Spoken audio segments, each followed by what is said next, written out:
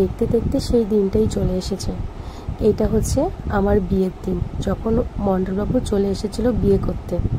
দেখো কি সুন্দর সেজেগুজে কিন্তু চলে এসেছে।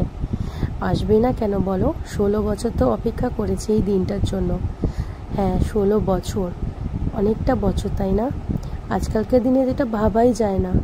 আমার 16 বছরের প্রেম, অনেক অপেক্ষা করে সব কিছু ঠিক করে তারপর করেছি বিয়ে। আর 16 বছরে তো অনেক কিছুই সহ্য করতে হয়েছে।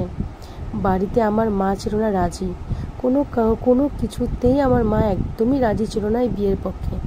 কিন্তু দেখো ভাগ্যের কি স্বাদ, আজকে সেই জামাইকে মা চোখে হারায় না। এটাই হয়তো ভাগ্যের খেলা। আর 16 বছরের প্রেম, এটা ভাবতে অবাক লাগে তোমাদের কাছে। 16 বছর, আজকালকার দিনে তো 2 বছর 3 বছর তারপরেই হয়তো টাটা বাই বাই। কিন্তু জানো 16 বছরে অনেক স্ট্রাগল হয়েছে। একদিন তোমাদের সব গল্প শোনাবো। আমরা কিন্তু ফোনে প্রেম করিনি, আমারও কিন্তু রেস্ট্রিকশন ছিল অনেক। কলেজেও আমাকে আমার মা দিয়ে আসতো, নিয়ে আসতো, ইভেন কলেজেও কখনোই একা ছাড়িনি। কিন্তু তার মধ্যেও আছে না, ভাগ্য যেখানে তোমাকে লেখা আছে সেখানেই তোমার সাথে বিয়ে হবে। হয়তো সেটাই আমাদের দুজনের কপালে ছিল, তাই কথা না বলেও আমাদের রিলেশনটা কেমন যেন হয়েই গেছিল। কথা হতো শুধু চিঠিতে, চিঠিটাও কিন্তু হাতে দিত না, সিনেমার পর্দার মতো নিচে ফেলে দিত। আমি নিচের থেকে কুড়িয়ে নিতাম, আবার আমি সেই রিপ্লাই দেওয়ার জন্য ঠিক ওর সামনে ফেলে দিয়ে চলে যেতাম। এটাই ছিল আমাদের প্রেম।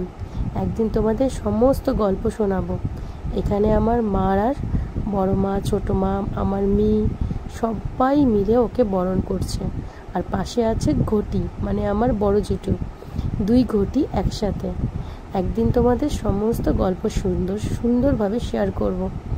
তোমরা কিন্তু অপেক্ষা করো, আর আমার গল্প শোনার জন্য আমাকে কিন্তু কমেন্ট করো। আর এটা হচ্ছে আমার বড় মেয়ে। দেখো মণ্ডলবাবু চিন্তা করছে কতক্ষণে ঢুকবো।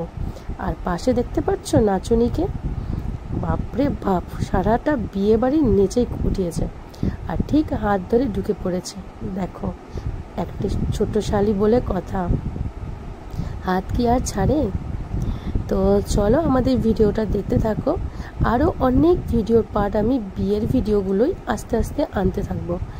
আর দেখো এখানে ভেবেছিলাম একটু গান সেট করব, কিন্তু জানোই তো ইউটিউবের রুলস, কপিরাইট ক্লেম দিয়ে দিবে। তো ভিডিওটা ভালো লাগলে অবশ্যই কমেন্ট করো।